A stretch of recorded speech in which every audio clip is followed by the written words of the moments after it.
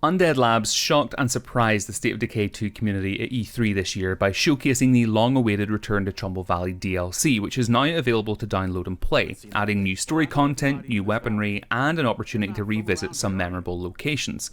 But is this Return to Trumbull Valley a return to form for the game? Well, it would seem that the game's community is actually pretty split about it.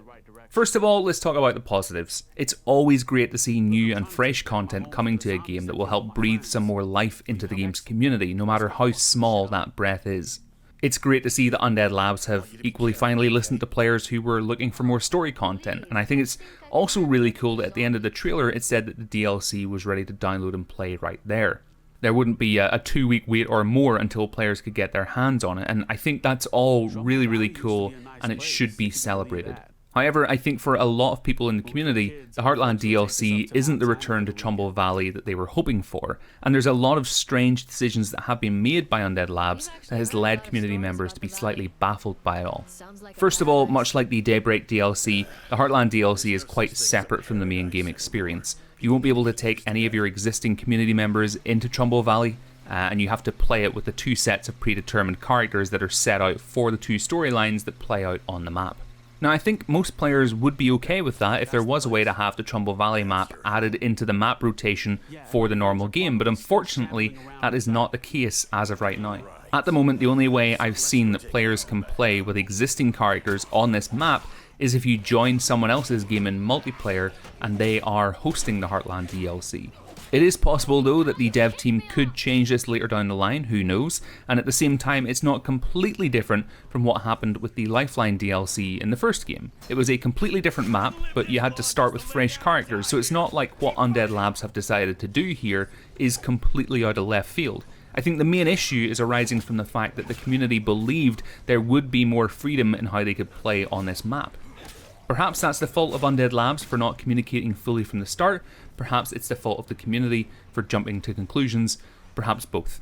This lack of crossover, by the way, goes further than just characters. Any new weapons that are introduced in the Heartland DLC are not available in the main game. Equally, any freaks don't appear either. I'm sure there is a reason for this, but it's kind of odd for me personally given the crossover that occurred with Daybreak. Sure, it was separate from the main game, you had to load it up differently and you couldn't play on the map outside of the game mode, kind of like Heartlands, but there were tools and weapons in Daybreak that you could then cross over into the main game. There were base mods that crossed over, you could get those high-level Red Talon members. It just seemed like there was a lot more of a crossover there than in Heartlands, which, if anything, seems like a higher degree of crossover would be more common sense, or at least that it would fit a lot better with crossing things over from Heartland into the main game than with Daybreak into the main game. One thing I have seen people saying online is how the map is smaller than in the original Trumbull Valley. Now, I've just started playing through the Heartlands DLC, so I haven't been able to really dive into it fully to check this out for myself, but one commenter was saying it's now more or less limited to Spencer's Mill, Marshall, and the farmlands in between circled by the highway. There's no Mount Tanner, there's no fairgrounds, there's nothing like that. I think this frustration once again rises from Undead Labs not really communicating that it wouldn't be a one-to-one recreation of the original map, and equally the fault of the community for assuming that it would be from what we were told. We were told that it would be different, but I think a lot of us assumed that that meant visually it would be different, that the Blood Plague would be there, or that it would have aged even more, for example. I don't think any of us thought that whenever they said it would be different, or that it would look different, that meant the map would be smaller. The final thing that has gotten people annoyed, which doesn't actually really bother me, is that the DLC costs about $9. It is free if you have the Game Pass though, which is pretty cool. It's good to see they're supporting that initiative. Now, I have said before that I would happily pay Undead Labs for new content, for new DLC, for the content packs they said would come, and I'm standing by that statement. I don't think if you've bought the Ultimate Edition like I did, that you should assume that every new piece of content should be free.